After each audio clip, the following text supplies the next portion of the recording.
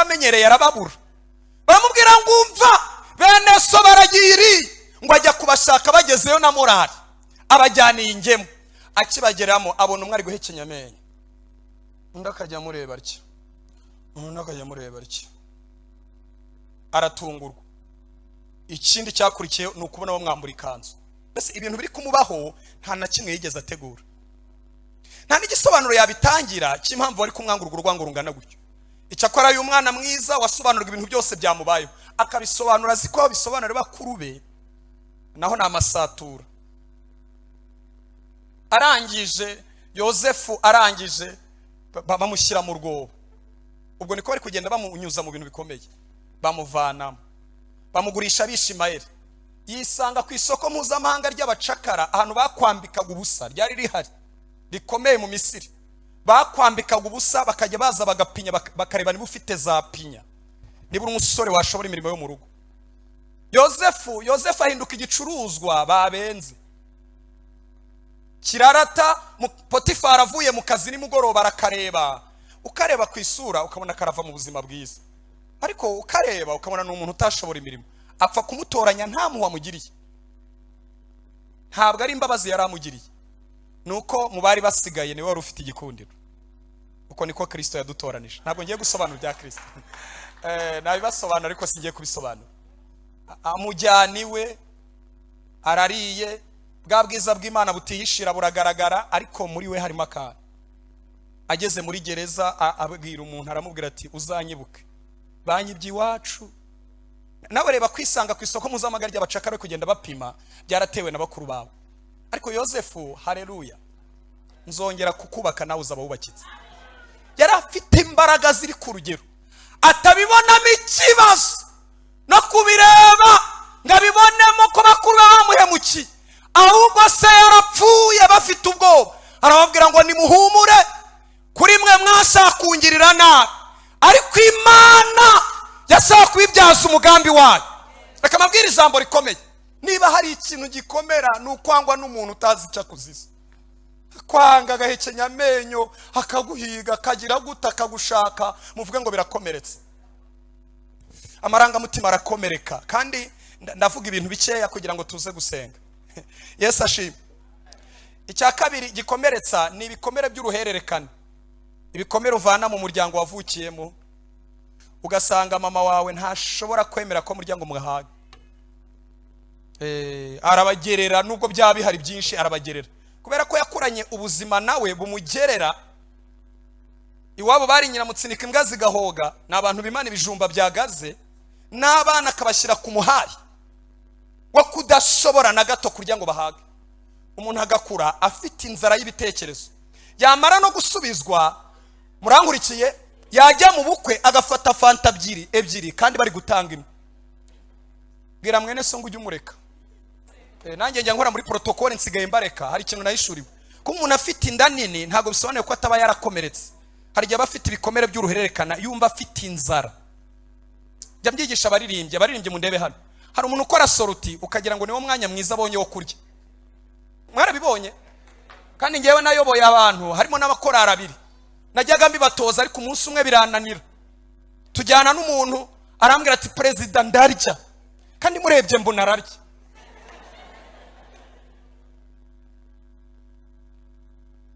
Nzongera kukubaka nawe uzaba wubakitse. Iyo umuntu atubakitse neza akorera Imana nabi arayibara. Bitanu byanjye mbigwe kandi ugafite 100,000. Iyo umuntu akomeretsa akorera Imana nabi. Umunsi umwe twagiye ahantu navuze, bamwe bahamenya kuko nabonyemo hano harimo abantu twabanye. Noneho nganiriza korari ndayibwira nti rero tugiye ahantu, ariko ntitugiye kuzasiga ibintu bitamatama. Hari ukuntu abantu bajya ahantu aho kugira ngo basige ubutumwa bwiza bakasiga ibintu bitamatama, bavuga bati ye baba we baririmbye ariko bararya. Umuntu umwe aranganiriza hambwa ati perezida ati nge ndarya, murebye mbona ararya, kuko naje no kumukurikirana nyuma n'uyu munsi biramugoye. Naje kumukurikirana nyuma n'uyu munsi biramugoye ku rwego rukomeye ku buryo ntarabikira. Noneho tugezeyo nkora ikosa nka perezida, abaperezida muri hano mu ndebe, nuba nufite umuntu wakomeretse kuri icyo kigero, jya ugura ibicupa 2 bya fanta, ucungane n'amasaha yegereza kurya, umuhe kimwe azakigotomera azajya kurya yahaza. Muvuga ngo Imana impumugisha ndabakopeje. Abaperezida mwumvise tugezeyo ibyo bintu nabyungutse nyuma. Yarariye mwabantu akajya simbuka ku meza y'abashumba, murabizi mu itorero ryacu. Ariko ubugari bw'abashumba bumera bute? Indiscipline, gusimbuka, kandi yari afite imyaka 4 muri university, yarasigaje umwaka umwe warangiza imyaka 5 muri university. Ariko ibikomere ntibyamwemerera, bituma agira umwifata udasanzwe. Hari igihe umuntu agira ibikomere by'uruhererekane. Ese muranyumvise? Yabesi yasanze afite transfer y'umubabaro uturuka kuri mama. Umunsi umwe amenya Imana, aravuga ati ntabwo ubuzima nabugendana. Ndashimira Imana ko iyo tubimenye ukajya imbere ya Yesu ukamubwira ngo ku musaraba mu byo watanze ntabwo harimo kunyiza ibyaha, harimo no kunyiza n'uyu mubabaro nkurikirana. Imana iragucomokora byuzuye, kagucomokora mu bikomere bya kera, yarangiza ikagucomeka muri yo, ugaseka utasikaga, ukanezerwa. Dufite abantu bigize ukuntu ugasanga umuntu yirebesha nka fotokopi y'urundi runtu ariko atari we. Original wawe nyawe ari umuntu deranje, ariko kubera ibikomere iwabo bamushyizemo speed governor imubwira ngo ntugapfe guseka, tugashinyike, tugashinyikira abantu. None nawe ameze nk'umusirikare uvuye ku ikosi y'amezi 3 wayitorotse. Ameze atya. Haleluya. Mu Imana icubahiro. Imana icubahiro utari umurozi. Byo ntabwo ari ubutumwa bwiza, ni imbaraga z'ibikomere. Ese muranyumvise? Yabesaga imbere y'Imana arayibwira ngo ndashaka ibintu bine. Umbabarira ubime. Ariko Mana ndagushimira ko wubaka. Kandi iyo umuntu Imana yakubatse urubakika, inana kontorora ikagikubitamo igakubitamo ikareba niba wubakitse. Kandi imaze kukubaka, haleluya, nawe wubaka ibintu bikomeye mu bwami bw'Imana. Haleluya. Torero ry'Imana, haleluya. Bene data, haleluya. Ntabwo mbatindira, ndashaka ko muririmba, mukongera mukaririmbira Imana. Ariko ndashaka kubabwira yuko abwira Imana ibintu bine, arayibwira ngo ndashaka umugisha. Kabiri, unyagurira imbago, ndagerageza nkumva ndi mu mfundano. Mfite ikibazo cyuko ibintu mama yandaze binsiga mu mfundano, unyagurira imbago. Ukuboko kwawe kwiza kumbeho, undinde ibyago ribimbabaze. Mwijuru baravuga ngo wi Imana imuremera ibyo yayisabye. Ngiye kubabuza ikosa rikomeye. Hari igihe umuntu agira imiterere mibi akazajya dusobanura ko ariko ateye, ntabwo ari kuteye. Uri fotokopi y'urundi runtu tutazi. Wowe wa original ntabwo yabateye gutyo. Tugira abantu bateye ukuntu kandi rimwe na rimwe bakajya basobanura umuntu. Nta muntu muzima wakandagira undi goye kumubwira ngo sorry. Ibyo njye kwishiriza ngurumva ngo ngiye ngukandagiye ngo ugomba kumiriranya.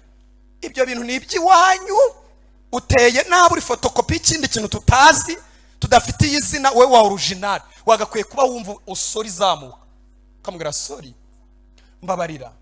Ejo ukamuzana bombo yo kugati, mugiye muri repetition ukamubwira ejo naragukandagiye ako nazanye na bombo yo kugati. Yo yajya mu mwuka akavuga ati ko hari abantu bazima bafite umutima muzima. None ubana n'umuntu muri korari murimba ku murongo umwe, nta na bombo yo kugatura amugurira. Sha ukeneye kubaki. Imana idufashe mu izina rya Yesu. Haleluya. Haleluya. Haleluya. Ngiye kubabuza ikintu gikomeye ababyeyi muri hano. Nimusoma inkuru za Rasheli muramuzi? Rasheli avukana na Leya.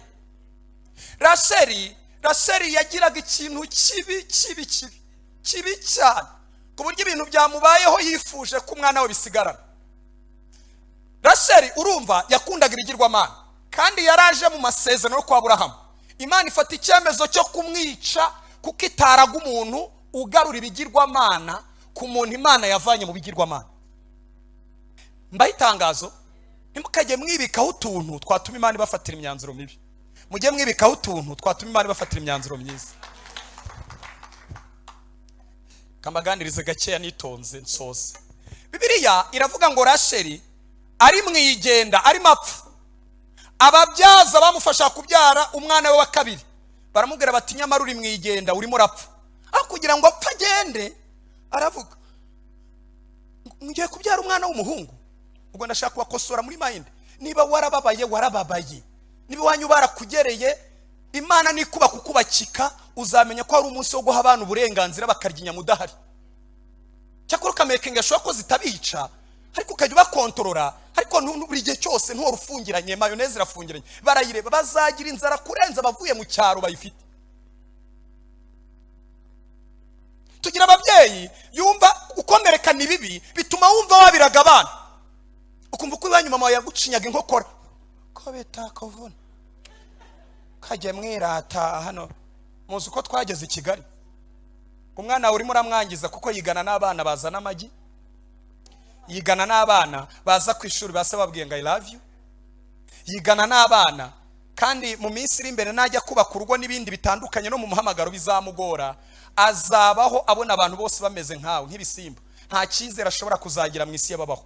Urimo uramwangiza mu bundi buryo, urimo uramwangiza. Rasheli rero aho kugira ngo apfe, murumva arimo arapfa, agomba abwira ibintu yazize, afite utuntu twinshi yazize. Bibiliya iravuga ngo baramubwira batubyaye umuhungu, aho kugira ngo apfa agende aravuga, urumva ni umuntu buri gupfa ariko akaraga umubabaro umwana we.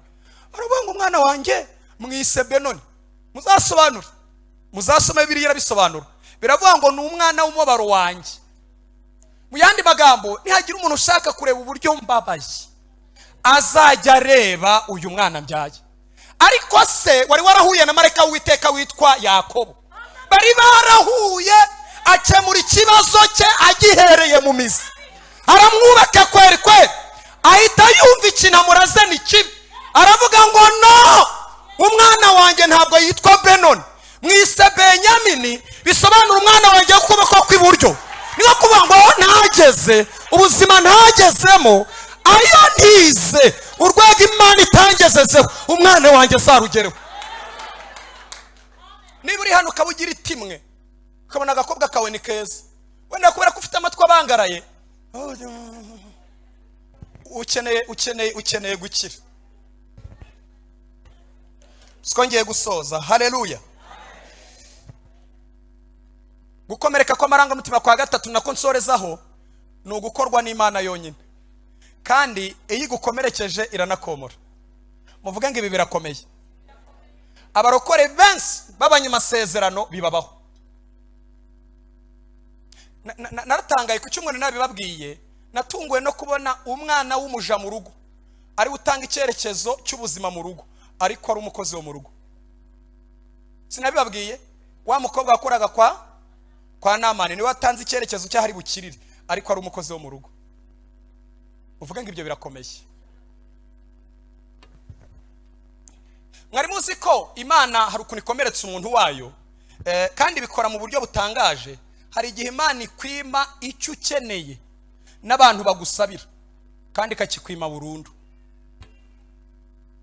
Hari igihe Imana ikwima icyo ukeneye n'abantu bashobora gupfukama bitewe n'uri we n'icyiciro n'izina ufite, bakakigusabira, ariko Imana ikavuga ngo no, ubuntu namuhaye buramuhagije. Naherutse kurira ubundi kugira ngo nzarire, kuko nize amashuri menshi y'Imana, ndira ruko mfashijwe, nkarira ruko mpuye n'umuntu ungana na mama cyangwa data nkabura icyo mufasha, ndarira. Kandi iyo ndize simpagarara, andi marira yose yaragiye. Ariko umunsi umwe nigeze kujya kwigisha couple z'abantu batabyara, abantu batabyara. Imana irambwira ngo ubambwirire ko bamwe muri batari abakandida beza bo kubyara, kandi bafite ubushobozi, bamwe bafite PhD holders. Mumbaze muti wabivuze uti? Nihagazeho nditunatuna, ndabareba nkuru isura ya data akiri mu gisirikare, ndabareba ndababwira ni bamwe muri mwe Imana irambwiye ko mutari abakandida beza bo kuzabyara. N'uwari usinziriye yarakangutse, n'uwarebaga ku ruhande yarakangutse. Mwari muzi ko hari igihe mu ijuru bafata icyemezo, batagutumiye mu nama, utatanze igitekerezo, bakagufatira icyemezo cyo kukwima icyo ukeneye n'abandi bagusabira. Mundebe hano mvuga ibintu bikomeye. Yohana umubatiza yarakomeretse ndetse cyane, kubera ko Yohana umubatiza yari afite utuntu dutatu yarisha. Murebe hano, yari afite ibintu bingahe? Bitatu yarisha. Icyambere, yari mubyara wa Yesu. Hari umuntu mubyara wa Yesu uri hano? Joselina yahita avuga ngo ni mubyara wa Yesu muri Kristo Yesu. Nibyo rwose, nanjye ni mubyara wa Yesu. ariko yari mubyara wa Yesu mu buryo bw'amasano. Kabiri, bagaburiye Yesu akiri mu nda ya nyina, yabaye iwabo, yari no kumucyura akavuga ati ibiryo twabagaburiye amezi agera muri angahe nyishyura. Icya gatatu gikomeye, niwe wamubatije, yari kurakara akanamutenga akavuga ati ngiye mbaye nguhagaritse. Urumva mu ijuru habayeho reforme, bagahindura ibintu, bagasaba ifishi y'umubatizo, byasaba Yesu kujya gushaka Yohana umubatiza. Urumva yoroheje? Ntago yoroheje rwose. Yohana umubatiza aroroshye, ariko yisanga muri gereza. Iyo usomye ibyo abahanga bavuga kuri la gereza, bavuga ko Yohana umubatiza atahise atumwaho Yesu, yari azi ko akurikije ABCD azibwiriza, yari azi ko Yesu azibwiriza. Ariko Yesu nasomye ngo ndebe niba yaranahungabanye ngo agire uturangamutima duhengama, abwirize wenda afite instability no kuvangirwa, yarabwirizaga nkaho Yohana umubatiza adafunze. Yohana umubatiza rero akomereka mutumaho, haravuga ati mugende mumumbarize ni wowe cyangwa dutegereze undi. Bibiliya iravuga ngo bageze aho Yesu ari, abigishwa babiri ba Yohana umubatiza. Nari ngiye gukoresha ikinyarwanda gikomeye, Yesu abiryaho mu buryo bukomeye, arababwira ngo nimurebe ibitangaza ndimo ndabikora. Mu by'ukuri icyo Yohana umubatiza yari akeneye, ndimo ndakora imirimo. Acomekamo akajambo gakomeye, ntabwo Yesu acyurirana, ariko agira uducyuro dutagatifu. Ku muntu yafashe icyemezo cyo kwima icyo akeneye n'abantu bamusabira, hari igihe gukubita akantu kumva ni agacyuro gatagatifu. Ntabwo Yesu acyurirana, ariko agira utuntu tw'uducyuro dutagatifu. Mugende mubivuge neza. Arangije abwira abo bigishwa, arababwira ngo mugende munamumbwirire ngo hahirwa uw'ibyanjye bitazagusha. Akimara kuvaho aravuga ati mubabyawe n'umugore. Yohana umubatiza turamwemera, nta uruta Yohana umubatiza keretse umwe muri abo bana bato yavugaga itorero, ariko mu bandi bose babayeho nta warutaga Yohana umubatiza. Arapfa, apfa Yesu ari mwivuga butumwa nta no guhungabana. Ndeba hano mvugane namwe abanyamasezerano muri hano, ntabwo ibintu byose mwasabye Imana izabibaha. Imana ntiduha ibyo twayisabye byose, iduha ibidukwiriye, kandi nami ifata imyanzuro ntituyitumirwamo. Nihagira n'umuntu kubeshya akakubwira ngo ibyo wasabye byose urabihawe, azaba ari ikinyoma kijyane n'amarangamutima ye. Uzamugura turakoze kumpa wowe, ahubwo kura mu mufuka umbe. Ariko Imana ntitanga ibyo twasabye byose, iduha ibidukwiriye. Hari abantu rero bakomereka, ugasanga yarariwe, Mana waranyanze. Reka mvuge ibintu bikeya dusenge. Yesu ashimwe. Haleluya, haleluya torero ry'Imana. Iyo rero utakize mu marangamutima, ndavuga ibintu bikeya.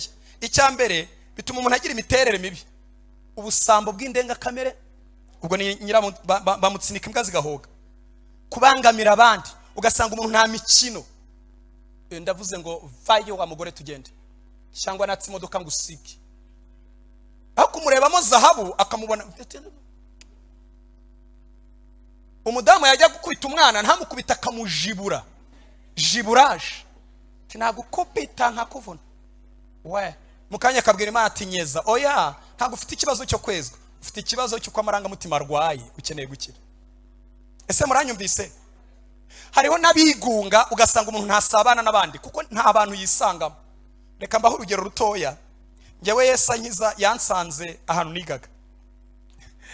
Reka tujye tubabwira ibintu byatubayeho, kandi byanejeje umutima wanjye, kuko iyi tere dukorera ivuga butumwa ibaho utuntu n'utundi. Iyo utakize neza uhituvamo. Hari n'umuntu kureba, wavuye harya uti Kigali. Hano rero tugira amavuta menshi. Hari n'igihe baguta ku rusengero ugasigara uruyinze, ukaharara wenyine, abandi bose batashye. Iyo wakomeretse rero uzinduka ubacyurira, ufata iminota 20 kababwira uguti Imana irakora sha. Ariko iyo wakize neza, winjoying ubwo buzima, ubwira Yesu ngo nge nawe turararanye, mbonye umwanya wo kwegerana nawe. Ibyari kuba bibi bihindukamo ibintu biri positive.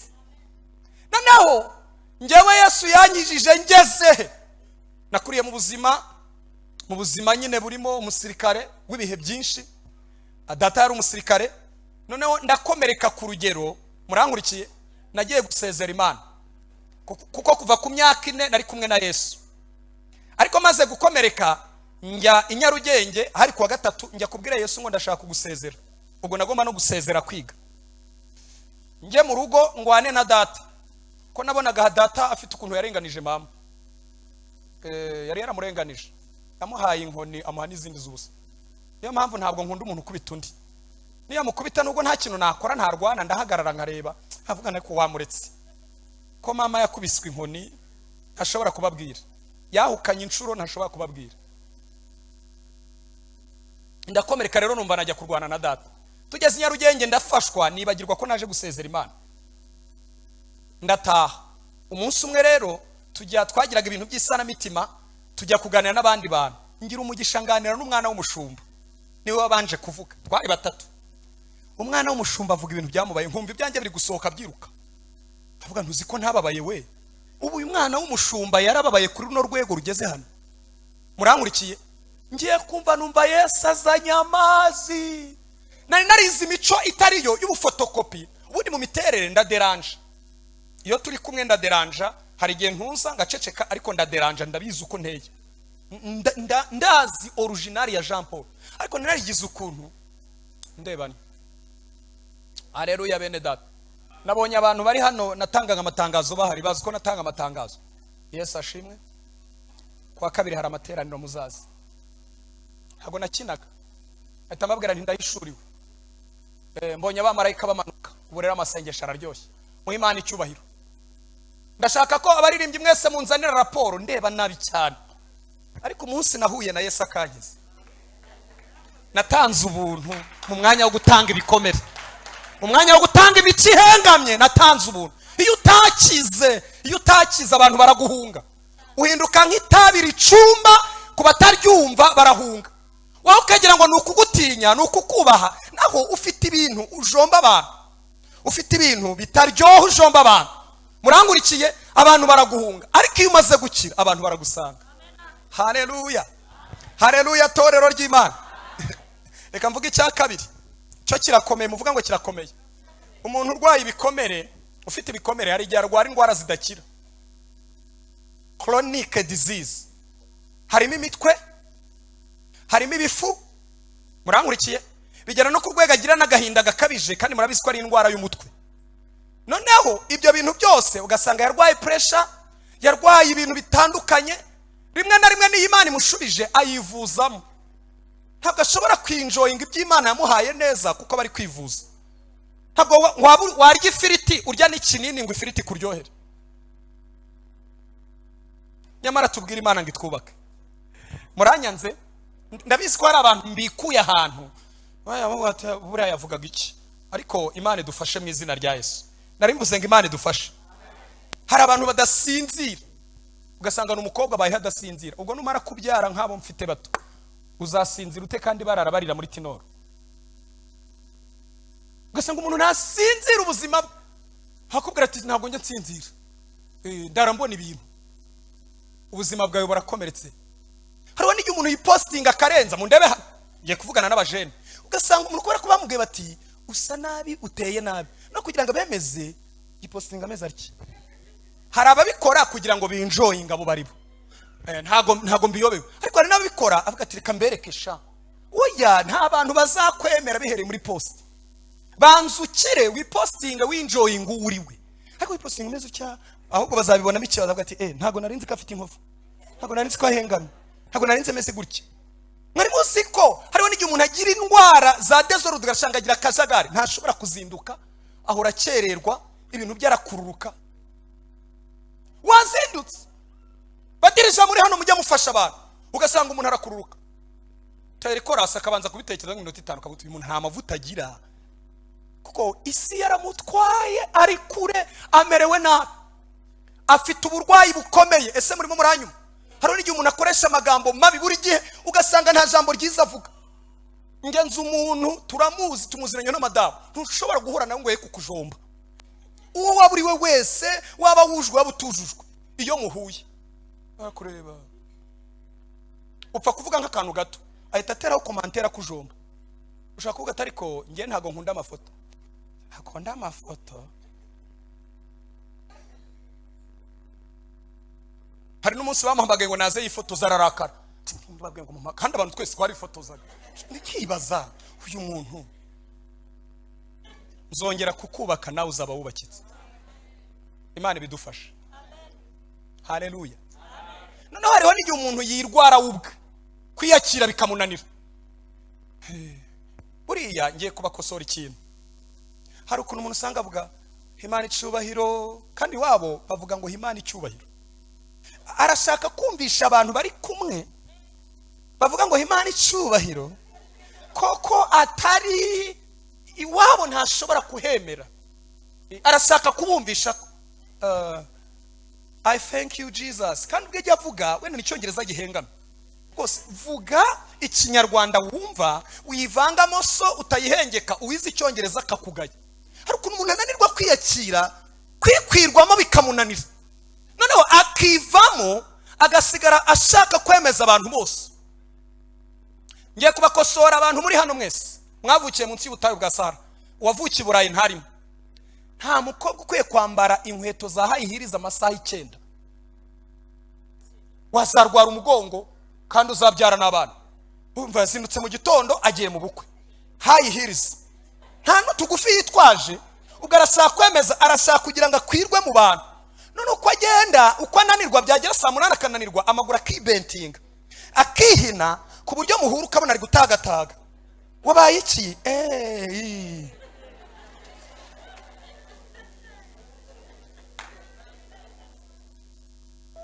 Mundebe hano mbabwire, nutiryohera ngo wishimire ujye wumva kuri akarabo keza k'Imana, uzabaho ubuzima bukubihiye, ntabwo uzaryohera abandi.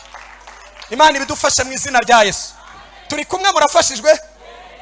Ibi nabyigisha iminsi 200 ntarasoza. Yesu ashimwe. Haleluya, haleluya. Haleluya, haleluya. Haleluya.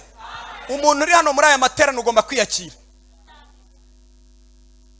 Kuba uri munini cyane, society ivuga ngo dukeneye abantu bafite mu nda zero. Taye ya Jean Paul ntahantu mwayikura kuko iza mu buryo automatique. Kandi natwe twigeze kuba mu gice cy'abantu bavuga ngo n'abantu bagenda ukagira ngo bagaruka. None twebwe tugezweho. Ndagushimira Yesu kuhindagura ibintu. Ubwo rero nushaka kwerekana ko uri umuntu muto, ukajya wikanda, ukambara ibintu kandi josi, ukajya uhambira uruntu rw'urushumi, indi kagomba guturika, uzarwara igifu, kurya bizakugora. Ugomba kubanza ukamenya kuri akarabo keza k'Imana, kuko Imana yakuremye uburyo butangaza. Ukareka kwirwara wowe ubwawe. Niba ufite na jimbiri jigo, ujye ubwira Imana ngo Mana, uyu ni umurimo w'intoki zawe. Ntabwo ukeneye abantu babikuvugira, ntukeneye abantu babikwemerera, kuko Imana izakubaka kugeza wubakitse. Ni mu ndebe hano mbaho urugero. Jewe ndaryoshye. Niyo ngenda ndiryohera. Kandi iyo numvishe biryoshye, numva mpindutse nk'iterano rinini. Niterera ikorasi ngafashwa ngenyine. Ntibisaba ko muba muhari, ntibisaba ko mwacuranze. Adonai irahagije. Nkarira ngafashwa nkabwira Imana n'ukuri ndaryoshye. Kuko Imana nishobora gutera inkunga urupfu. Ntabwo Imana ishobora gutera inkunga zezenge. Hari umuntu uvuga ngo ndizezengure, dore uko meze, nsa n'uruntu, nsa n'akantu, meze ukuntu. Comokora ibintu bakubwiye. Wicomeke muri Kristo. Uhita uvuga ngo njyewe ndi umuntu udasanzwe. Amatama yawe ni meza kuko no original. Reka mbaho urugero. Abantu musiga mu misatsi y'injwi rikanta. Muri hano ugasiga kanta, ntabwo mbibabuza, mubikore rwose, turi mu kinyejana cyabo. Ugasiga kanta mu musatsi w'injwiri kugira ngo ugaragare nk'iri rende. Urabona iryange ryananiranye no gusokoza. Ntabwo muribona ukuntu rihagaze. Ubiransaba kuryogosha. Uko abigenza kose, iyo urangije gusigamo, injwiri zitazivugana nawe, zirakubwira ngo iyi ni photocopy, original ni injwiri zawe. Bwira mwene songo ntaho wakwepera wowe. Wowe nta hantu wamukwepera. Ukwiye kubwira Imana ngo nyubaka nzaba nubakitse. Niyo mpamvu amagambo abantu bakubwiye, ibyo mama yakubwiye, hari ukuntu usanga umuntu baramubwiye ngo uri zero, uri zezenge. Yajya nagenda agiye mu ishuri akiga nka zezenge. Urashaka amanota ngahe? 40 se azakwimura muri iki gihugu. Nyirenge ndi zezenge. Bambwiye ko ndi zezengure. Imana yavuze ngo nzongera kukubaka. Hashimwe Kristo Yesu. Nawe uzaba wubakitse. Izakubaka kandi Imana ishimwe ko yanyubatse. Narakize pe. nta kintu wambwira cyangusha, nta kintu wambwira cyankomeretsa, nta mugeri wanjomba. Haleluya! Imana yaranyubatse numva ndubakitse. Hashimwe Kristo Yesu twubaka tukubakira. Haleluya! Ihereho. Ngusa n'akantu k'agasaza nuko batazi amateka yawe, nuko ikoreye ibijumba nyine. Mwese urashaka kumera nk'abi Kigali, jya ubwira Imana utuyana amateka yanjye, ntabwo yihishe ngo ajye mu mutima, ahishe inyuma. Bavuga ngo I'm enjoying my history, ndimo ndanezererwa amateka yanjye. Ukuntu ureba mama ufite amaso atukuye, si inzara ya kera se, nakugaburire ahinduka umweru. Saba abantu barimo baranyumvara ngo ufite ibirenge birebire, ngo metero ngo ntizugukwira, ngo ibice ntibigukwira, nawe ukajya wambara utukweto dutoya zikakurya amano zikayamaraho. Ambara birebire n'ujya ugenda mu nzira uvuga utari komana nahawe umugisha kugeza no ku birenge n'ukuri. Nzongera kukubaka, nawe uzaba wubakitse, kandi numara kubakikwa neza Imana izagukoresha ibibyara inyungu z'ubwami. Uru rusengero ruri hano hepfo Imana izabibakoresha kubera ko mwubakitse neza, ariko n'ubu tubakitse imibare izakugora. Tugira abantu bashiriye, gagende mu mwuka burya mba narashiriye. Hari ibintu nayishuriwe kera, twagiraga amahane, wasomaga n'amandiko kayasoma ufite n'amahane, ku buryo n'uwo yasomeye bitewe nuko akureba ugasanga yakira ibintu biki, kuko urimo uramureba nabi, ukajya umushikuza. Urumva ukuntu Imana ivuga, urabyumva. Noneho kubera iyo pressure n'ubwo buzima bigatuma n'ibyo umubwira atabyumva neza. Ariko maze gukira, oh wow, iyo umwuka wera njeho hano uranezerewe, I'm so funny. Kandi nagomba kuba Jean Paul nge wiryohera. Haleluya, haleluya, haleluya. Torero ry'Imana, ngenda akarabo k'Imana muri mwebwe ntawe nsa nawe, kuko nge ndihariye, niyo mpamvu Imana inkoresha ibintu byihariye. Ndaryoshye mu maso y'Imana, ntibisaba ko mu mitangazo rimbwira, kuko itangazo ndarifite. Nacomokowe mu bintu byose, ncomekwa muri Kristo Yesu, ndi umwana w'Imana. Ibyo ngibyo birahagije. Barambwiye ngo mfite inda nini, ko kambara akantu gakana, muve mu mafotokopi y'ibintu mwigize byo.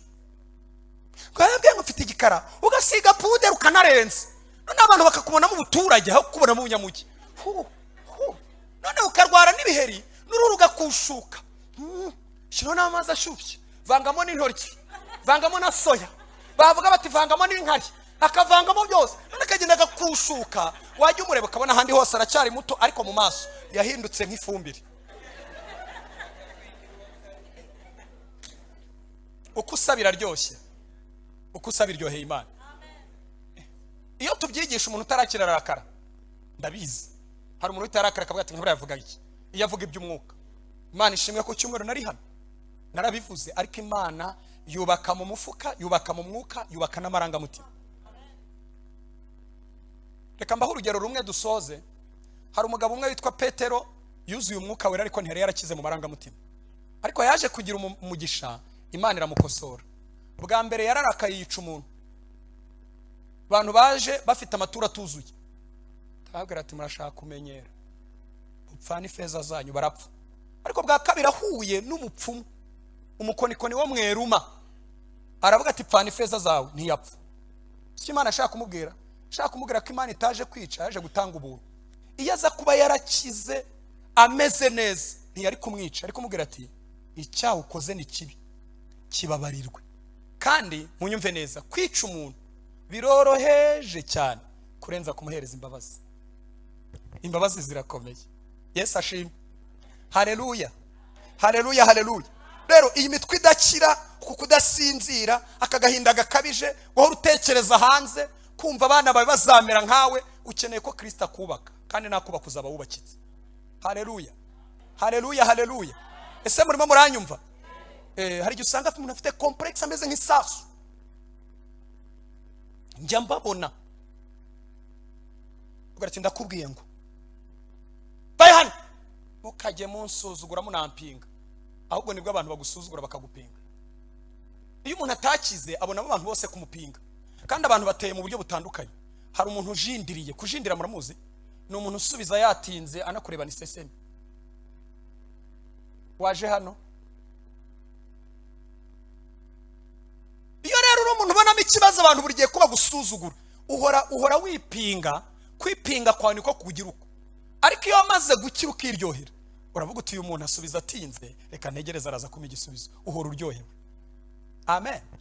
Ingaruka ya gatatu iteye ubwoba ni uko umuntu wakomeretse ahoza Imana mu rukiko, ahinduka umwavoka, agahinduka n'umucamanza, akayihoza mu rukiko. Uranyanga, wandemye nyuma, amatwi yanjye wayegezeho unaniwe, Satani akamwongorera, kandi ahinduka ikibuga cyiza abadayimoni bakiniramo. Amatwi yawe dore ukuntu ameze, dore ukuntu umunwa wawe umeze, Imana yawuremye nyuma, yari yatinze, akarakara. Bavuga muhereze Imana icyubahiro. Come hasi. Mu mwuka ashobora kuba ameze neza, ariko kwereka amarangamutima arwaye ntashobore guha Imana icyubahiro. Muzana amafaranga twubaka, yatanga nuko muhazi, nuko mutazi ibintu Imana yankoreye. Kandi Satani n'umuhanga ahita atangira kugusobanurira uriwe. Arakubwira ati kwiga umwamba, university umwamba, akazi ugarukira ku mwamba, umwamba, ubuzima bwawe ni umwamba, imirire ni umwamba, nawe uri umwamba. Umuntu akagenda nk'umwamba, genda umwamba, muhe Imana icubahiro ndi umwamba. Ariko Imana ntiyahamagaye imyamba, yahamagaye abantu b'agaciro kenshi. Niyo mpamvu hari umuntu Imana yimye ubuzima, ariko wowe irabuguhaye iranabukongera. Hari n'umuntu bagemuriye bamuzana n'abamuhakeya, ariko yagiye. Ikimenyetso cyerekana ko ari gahunda y'Imana ikomeza ku buzima bwawe ni uko ugihumeka. Ntabwo igikomeye ari ubuhanuzi baguhanuriye, ntabwo igikomeye ari ubuhanuzi bamuhanuriye. Kuba mpagaze mu gatenga byonyine gihumeka. Reka mabwire ijambo rikomeye. Ikintu kinyemeza ko nimugoroba ndi buryo nuko mfite apeti, ndimo ndayumva.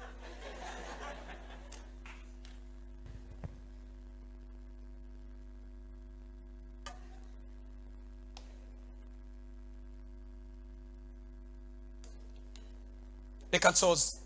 Yavuze ngo nimara kukubaka nawe uzaba wubakitse. Avuga ibintu bibiri: azagarura amashako yawe ya kera. Mu yandi magambo, ubuzima bwa Kristo twagakwiye kuba twuzuye mu buryo bwose, ugahorana ibyishimo bidatewe n'ibirayi n'ibijumba n'umuceri, bitewe n'uko uri umwana w'Imana. Toko kuba nkijijwe bikwiye kuba ibihumuriza bikomeye, ku buryo nubwo naba mpagaze mu muraba, mbwira umuraba ngo mwamuraba mwe nimugenda vuba, indirimbo ziracyarimo. Kandi arangije aramubwira ngo uzasohokera no mu mbyino z'abagize gute sabanezere. Haleluya, haleluya, haleluya, haleluya. Imana irashaka ko tubaho twuzuye mu mwuka, dufite ibihe byiza, tuvugana n'ijuru, Imana tuyumva. Ariko nanone irashaka kutwubaka tukagera ku kigero, haleluya, tuba turi abantu basohoke mu mbyino z'abanezerewe, ku buryo uhorana umunezero utawunyagwa, ufite amarangamutima akize, utanga ibintu abantu binjoyinga, udafite agatado w'abantu bahunga. N'Imana ifite n'ubushobozi bwo kutwubaka no mu mufuka, muvuge ngo irabufite. Imana ibampera umugisha, muhereze Imana icyubahiro. Ndashoje. Genda shaka gusengera umuntu ukomeretse, umuntu hari udasinzira. Ndabizi ko mu mwuka basengeye byinshi, kuva kwa kangahe mwasengeye ibintu byinshi.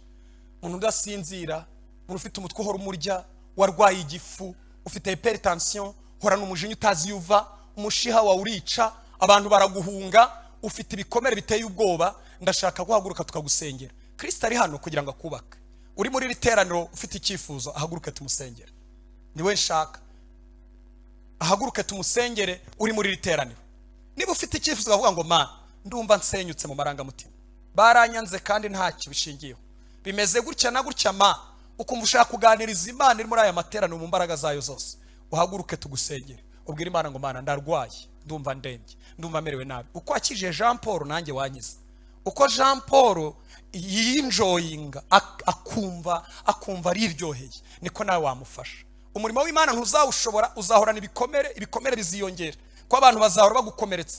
Umurimo w'Imana uzakugora, umuhamagaro uzakugora, uzahora kwivumbura, uzakora ibintu by'Imana nabi, uzahora mu manza zidashira, uzahora n'ubuzima bukubihiye. Urugo ntuzarushobora, kuko uzahora utanga icyo abantu badashaka. Niwabyiteguye, amarangamutima si mazima, uzahora wica abantu, ubamereye nabi, ubabwira nabi, mu marangamutima uyangiza. Niba uhari ukumva ni wowe Imana ivuganye nawe muri uyu mugoroba, unyemerere uhaguruke dusenge. Mundebere niba hari uwagarutse kugira ngo tumusengere Imana. Reka buri wese asenge, afata umwanya muto wo guhombeka amaso ye asenge. Ndabizi muri kino kinyejana ibintu bifite imbaraga zikomeye, ariko mureke dusenge. Urwaye umutwe, umerewe nabi, wumva wakwiyahura, wumva uri icyondi, uri icyo ntazi, umerewe nabi, niba uhari urambura ikiganza dusenge. Imana iguhumugisha mwene data, kandi Imana ikugirire neza. Nundi warambuye ikiganza nahaguruka, niko umuco w'itorero ryacu meze. Ushobora kubona kijwe umaze n'imyaka myinshi ariko ukabukomeretse. Haguruka, Imana yiteguye kukubaka mu buryo bwuzuye.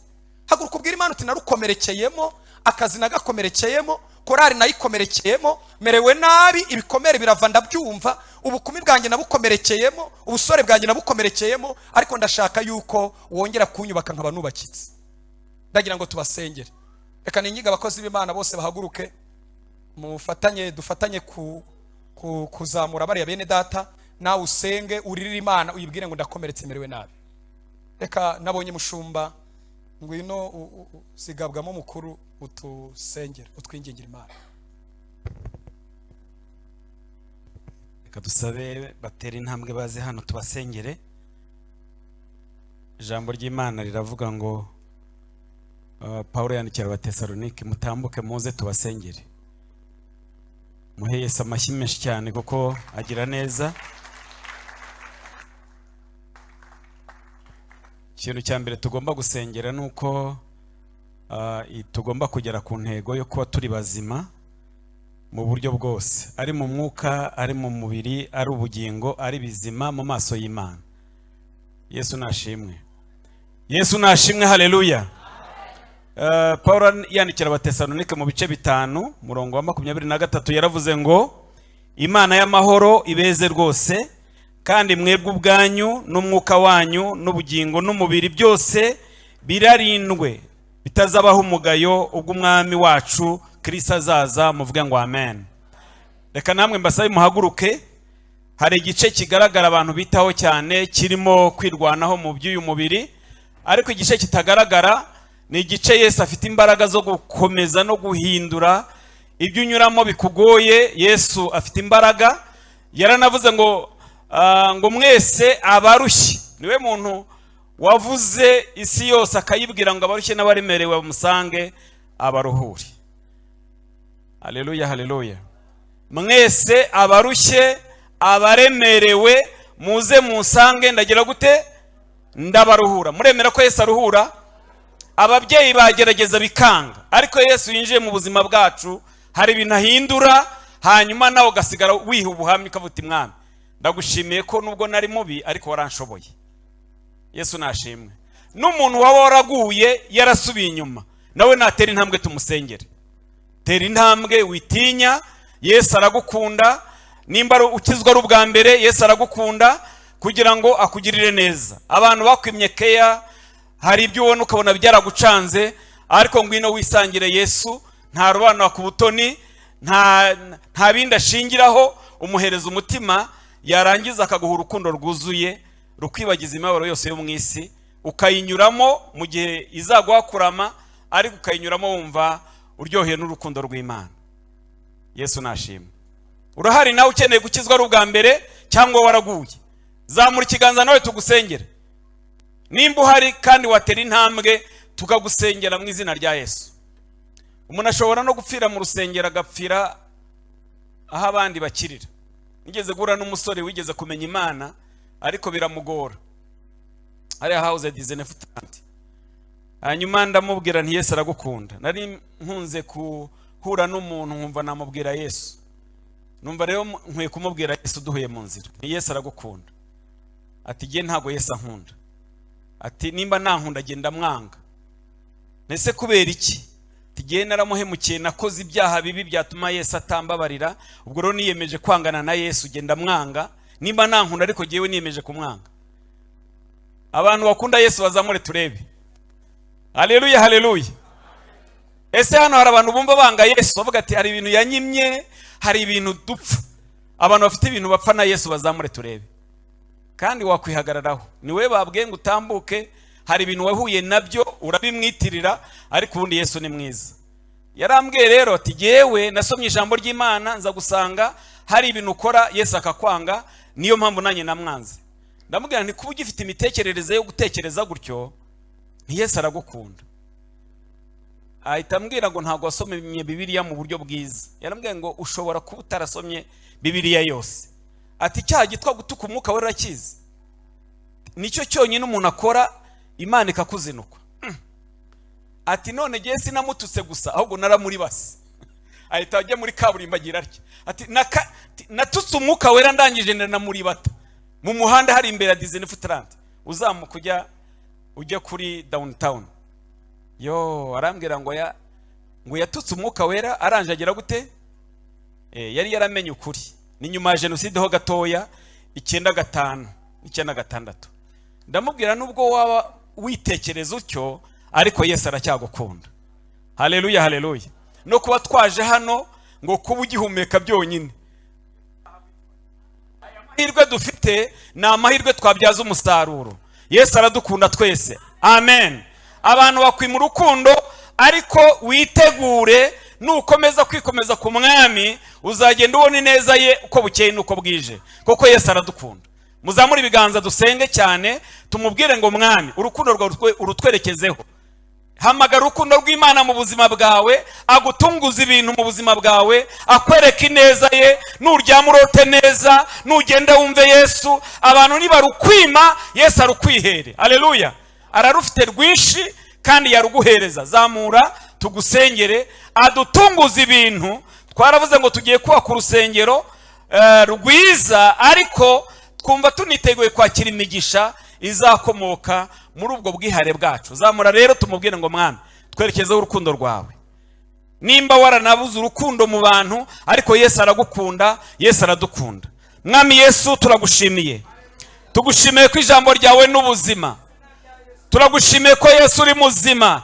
Niko wabwiye Yohana uramubwiye ngo wari warapfuye ariko none uriho. Uri muzima, uriho, ufite imfunguzo. Mwami Yesu turagushimiye uyu mugoroba. Amagambo yawe meza, amagambo yawe yubaka, urubaka hagaragara n'atagaragara. Turagushimiye ku bana bawe bateye intambwe, bahuye n'ibibakomeretsa, babuze urukundo rw'Imana hafi, babuze urukundo rw'abantu hafi, ariko uyu mwanya turasenze tuzamuye ibiganza imbere y'Imana. Imbere y'Imana niho turi, twaje kubw'iyo mpamvu twatahuye ibanga. Turagushimiye ibanga ugendana, warapfuye urazuka, uri muzima, uriho, urakora. Urukundo rwakuvanye mu ijuru uza mu isi, waje gushaka icyari cyarazimiye. Mu imbere narindimo, n'uyu muja wawe yari arimo, n'uyu mugaragu wawe, abato n'abakuru, turi imbere yawe mwami.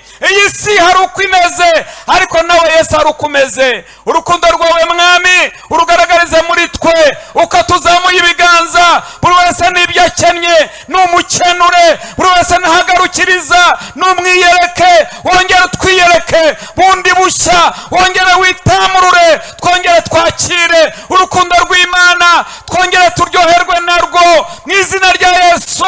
Ijwi ryiza mwami Yesu Kristo rimwe ryongorera, wongere mwami urimanure hagati muri twe. Turagushimiye, ijambo ryawe rirahembura, ijambo ryawe rireza, ijambo ryawe mwami niryo riduhesha kongera kukubona. Imirimo yawe nikoreke, wajya kubwiriza ubutumwa bwiza abatijejwe n'amagambo yawe bakizezwa n'imirimo yawe. Turagushimiye Yesu, ijambo ryawe ni rizima, niryo ritumye abantu batera intambwe. Abatijejwe n'ijambo ryawe bizezwe n'imirimo yawe. Imirimo yawe hagati muri twe, imirimo yawe kuri uyu muja wawe, uyu mugaragu wawe mwami yongera kubone. Dukeneye kongera kubona Imana bundi bushya mu izina rya Yesu Kristo. Urukundo rw'Imana nurwerekeze muri riteraniro. Ababaye imbere yawe mwami Yesu ongera ubiyereke. Babandi bajyaga basenga barangije barananirwa, babandi bacitse intege, uyu mwanya turabasengeye. Ongera ubiyereke mwami, bongere bumva uburyohe bwo kuba muri wowe mu izina rya Yesu. Abakwakiriye bakakira urukundo rwawe, abo ngabo mwami baryohewe n'urukundo rw'Imana. Turagushimiye, umugisha abana bawe mwami bateye intambwe, ubuhagira ubaboneze kandi ubatunganye. Niriteraniro ryeze, uri mwiza Yesu.